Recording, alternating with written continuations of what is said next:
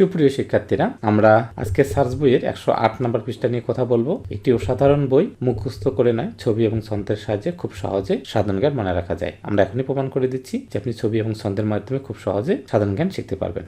আজকে আলোচনার বিষয় শাখা নদী। এই শাখা নদী বই পরীক্ষায় আসে। এই যে পদ্মা নদীর যে শাখা নদীগুলো রয়েছে, এগুলো আমরা একটা মুখস্থ করতে চাই না, কারণ মুখস্থ করলে পড়া অনেক সময় লাগবে। তাহলে আমরা কি শিখতে চাই? আমরা শিখতে চাই ছবি এবং গল্পের মাধ্যমে। তাহলে দেখুন, আমরা একটা ছবি দেখতেছি। এই ছবিতে আমরা নায়ক চরিত্রে রয়েছে গোরাই কুমার। এই গোরাই কুমার এর পিতার নাম হচ্ছে আরিয়াল খাঁ। তাহলে গোরাই কুমারের পরিচয় পেয়ে গেলাম, সে হচ্ছে আরিয়াল খাঁর ছেলে। এই আরিয়াল খাঁর ছেলে গোরাই কুমার চিত্রা এবং মধুমতি নামের দুইটি মেয়েকে প্রেম নিবেদন করলে মেয়েদের যে ভাই রয়েছে ভৈরবদা, ছেলেটির মাথা ভেঙে দেয়। দেখুন, চমৎকার একটি গল্প। তাহলে আবার আমরা বলতেছি, তাহলে ছেলেটির নাম হচ্ছে গোরাই কুমার, তার পিতার নাম হচ্ছে আরিয়াল খাঁ। এই আরিয়াল খাঁর ছেলে গোরাই কুমার একদিন পদ্মার পরে এই চিত্রা হচ্ছে, কালো চুলের মেয়েটার নাম হচ্ছে চিত্রা এবং সাদা চুলের মেয়েটার নাম হচ্ছে মধুমতি। এই চিত্রা এবং মধুমতিকে প্রেম নিবেদন করলে মেয়েদের বড় ভাই ভৈরবদা ছেলেটির মাথা ভেঙে দেয়। তাহলে দেখুন, একটু যদি আপনি মনে রাখতে পারেন, তাহলে এই যে বিরক্তকর পড়া, আপনাকে পদ্মা নদীর যে শাখা নদীগুলো বিরক্তকর করে যে আপনি মুখস্থ করেন, সেগুলো কিন্তু আর মুখস্থ করতে হচ্ছে না। জাস্ট মনে রাখবেন, পদ্মার পার মানে পদ্মা নদী। এই পদ্মা নদীর শাখা নদীগুলো হচ্ছে আরিয়াল খাঁ, গোরাই কুমার, চিত্রা, মধুমতি, ভৈরব এবং মাথাভাঙ্গা। তাহলে পদ্মা নদীর শাখা নদীগুলো আমরা চমৎকার ভাবে গল্পের মাধ্যমে শিখে ফেললাম। পদ্মার পারে আরিয়াল খাঁর ছেলে গোরাই কুমার চিত্রা ও মধুমতিকে প্রেম নিবেদন করলে ভৈরবদা তার মাথা ভেঙে দেয়। তাহলে পদ্মা নদীর শাখা নদীগুলো আমরা গল্পের মাধ্যমে চমৎকার ভাবে আমরা শিখে ফেললাম। এবার আমরা কর্ণফুলী নদীর শাখা নদীগুলো মুখস্থ করে শিখতে চাই না, আমরা শিখতে চাই একটা চমৎকার কৌশলের মাধ্যমে। চমৎকার কৌশলটি হচ্ছে মহাবোকা। তাহলে মহাবোকা কারা হবেন? যারা কিন্তু মুখস্থ করে পড়বেন তারা কিন্তু মহাবোকা। কেন? কারণ মুখস্থ করে পড়লে পড়াটা অনেক সময় লাগবে এবং পরীক্ষার হলে গিয়ে আপনি মনে রাখতে পারবেন না। তাহলে সে হচ্ছে মহাবোকা। কিন্তু আপনাকে আর মহাবোকা হতে হবে না। এই মহাবোকা মনে রাখলে আপনি কর্ণফুলী নদীর শাখা নদীগুলো বের করতে পারবেন। দেখুন, মহাবোকা। এই মতে হচ্ছে মাইনি। মতে কি? মতে হচ্ছে মাইনি একটি নদী। হাতে হচ্ছে হালদা একটা নদীর নাম। বোকার বয় ওকারে হচ্ছে বোয়ালখালী একটি নদীর নাম। আর কাতে হচ্ছে কাসালং একটা হচ্ছে নদীর নাম। তাহলে মহাবোকা দিয়ে আমরা কিন্তু 4টি নদীর নাম পেয়ে গেলাম। মতে হচ্ছে মাইনি, হাতে হচ্ছে হালদা, মহা বোকা, বউতে হচ্ছে বোয়ালখালী, কাতে হচ্ছে কাসালং। এই যে মহাবোকার মাধ্যমে যে 4টি নদী পাইলাম, এই 4টি নদী হচ্ছে কর্ণফুলীর শাখা নদী। আমরা আরো সহজ করে মনে রাখতে পারি। আমরা মনে রাখতে পারি কর্ণ নামের একটা ছেলে মহাবোকা। তাহলে আরো সহজ হয়ে যাবে। কর্ণ বলতে আমরা কর্ণফুলী নদীকে বুঝবো। কর্ণ কেমন বোকা? মহাবোকা। মহা মতে মাইনি, হাতে হালদা, মহা বোকা, বউতে বোয়ালখালী, কাতে হচ্ছে কাসালং। তাহলে দেখুন কত চমৎকার ভাবে আমরা কর্ণফুলী নদীর যে শাখা নদীগুলো রয়েছে সেগুলো আমরা চমৎকার ভাবে মনে রাখার সহজ উপায়ে শিখে ফেললাম।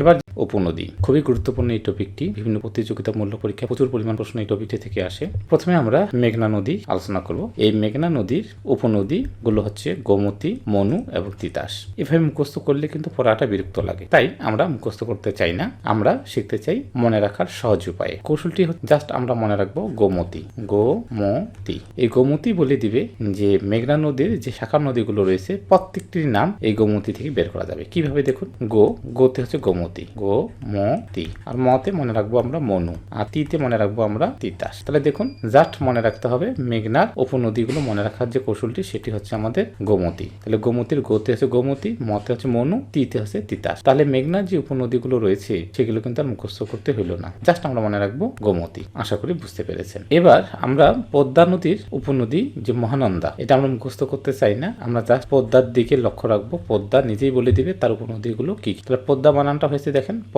দয় ময় আকার, দয়ের সাথে কি রয়েছে? ম রয়েছে। তাহলে ম দিয়ে আমরা লিখবো মহানন্দা। তাহলে মুখস্থ করার কোনো প্রয়োজন নেই যে পদ্মার উপনদী হচ্ছে মহানন্দা। জাস্ট মনে রাখবো পদ্মা বানানে কি রয়েছে? ম রয়েছে, আর ম দিয়ে হয়ে যায় মহানন্দা। তাহলে পদ্মার উপনদী কি? মহানন্দা। খুব চমৎকার ভাবে আমরা শিখে ফেললাম। এবার মহানন্দার আবার উপনদী রয়েছে। তাহলে এই মহানন্দার যে উপনদীগুলো রয়েছে এগুলো আমরা একটা চমৎকার কৌশলের মাধ্যমে শিখতে চাই। দেখুন কিভাবে। ধরলাম মহানন্দা একটা মেন নাম। এই মহানন্দার নাগরের নাম হচ্ছে ট্যাং। নাগর মানে হচ্ছে বয়ফ্রেন্ড। তাহলে মহানন্দার বয়ফ্রেন্ডের নাম কি? ট্যাং। গ্রামের ভাষায় বলা বলা হয় নাগর। তাহলে মহানন্দার নাগরের নাম কি? ট্যাং। এই ট্যাং কি? পুনরায় কুলির কাজ করে। তার মানে সে কাজ কুলির কাজ করতো, তারপর বাদ দিয়েছে। তাহলে আবার এক লোক বলতেছে যে মহানন্দার নাগর ট্যাং পুনরায় কুলির কাজ করে। জাস্ট এতটুকু মনে রাখলেই হবে। তাহলে দেখেন মহানন্দার উপনদী, নাগর হচ্ছে নাগর নদী, ট্যাংটা হচ্ছে ট্যাঙ্গন নদী, পুনরায় হচ্ছে পুনর্ভবা নদী এবং কুলির কাজটা হচ্ছে কুলি। তার মানে আমরা চমৎকার ভাবে আমরা পেয়ে গেলাম যে মহানন্দার নাগর ট্যাং পুনরায় কুলির কাজ করে। তাহলে নাগরতে নাগর, ট্যাংতে হচ্ছে ট্যাঙ্গন, পুনরায় হচ্ছে পুনর্ভবা, আর কুলির কাজ মানে কুলিতে হচ্ছে কুলিক। এই 4টা নদী হচ্ছে মহানন্দার উপনদী। এবার যে নদীটি নিয়ে আলোচনা করব সেটি হচ্ছে ব্রহ্মপুত্র। তার ব্রহ্মপুত্র উপনদী হচ্ছে ধরলা এবং তিস্তা। আমরা মুখস্থ করতে চাই না, আমরা দেখি এই যে ব্রহ্মদী আমরা মনে রাখবো ব্রাহ্মণ। আচ্ছা, ব্রাহ্মণরা কি পরে? এই যে ব্রাহ্মণরা কিন্তু ধুতি পরে, ধুতির লুঙ্গি, ঠিক না? তাহলে ব্রাহ্মণতে আমরা মনে রাখবো ব্রহ্মপুত্র, ব্রহ্মপুত্র। আর ধুতে হচ্ছে ধরলা, ধরলা, আর তিতে হচ্ছে তিস্তা। তাহলে দেখুন মুখস্থ করার কোনো প্রয়োজন নেই যে ব্রাহ্মণ ধুতি পরে। তাই ব্রাহ্মণ থেকে ব্রাহ্মণপুত্র একমাত্র নদ। এই নদটার উপনদী হচ্ছে ধুতি, ধুতে হচ্ছে ধরলা এবং তিতে হচ্ছে তিস্তা। তাহলে আমরা চমৎকারভাবে পেয়ে গেলাম যে পুত্র নদটির 2টি উপনদী রয়েছে, একটা হচ্ছে ধরলা আর একটা হচ্ছে তিস্তা। জাস্ট বিষয়গুলো মুখস্থ করে পড়া হয়। যে বিষয়গুলো মুখস্থ করে পড়েন সেই বিষয়গুলো আমরা জাস্ট কৌশল দিয়ে আমরা দিয়েছি যেন আপনি পড়ে সহজে মনে রাখতে পারেন, ঠিক না? আর মুখস্থ করার সিস্টেমটা আছে, আপনি মুখস্থ করার সিস্টেমটা আছে। যদি আপনি মুখস্থ করেন ব্রহ্মপুত্র উপনদী, ধরলা তিস্তা, তার জন্য সেই সুযোগ তো রয়েছেই। আমাদের সেই বিখ্যাত সুযোগ যেগুলো মুখস্থ করে পড়া হয়, প্রথাগত পড়া, সেটা তো রয়েছে। কিন্তু যে বিষয়টা আমরা চমৎকারভাবে সাজিয়েছি সেটা হচ্ছে কৌশল দেওয়া রয়েছে। আর কৌশলগুলো কিভাবে? ছবি এবং ছন্দের মাধ্যমে। আশা করি একটি অসাধারণ বই, সার্চ বই। এই বইটি আপনি পড়লে যে বিষয়গুলো মুখস্থ করে পড়তেছেন সেই বিষয়গুলো আপনি চমৎকার কৌশলের মাধ্যমে শিখতে পারবেন। এবার যে নদীটি নিয়ে আলোচনা করব সেই নদীটি হচ্ছে যমুনা নদী। এই যমুনা নদীর উপনদী হচ্ছে তিস্তা, আত্রাই, করতোয়া। তো এইভাবে পড়ে মুখস্থ যারা রাখতে চান রাখবেন, ঠিক আছে? কিন্তু আমরা এইভাবেও দিয়েছি আর সাথে সাথে একটা কৌশলও দিয়েছি। তাহলে আমাদের একটা বিখ্যাত কৌশল রয়েছে আমাদের সার্চ বইটিতে। কৌশলটি আমরা লিখে ফেলি। সেই কৌশলটি কি? কৌশলটি হচ্ছে জ্যোতিচিহ্ন। আমরা জানি জ্যোতিচিহ্ন বাংলা ব্যাকরণে কয়টি? 11টি অথবা 12টি। এই জ্যোতিচিহ্ন কি? আঁকো।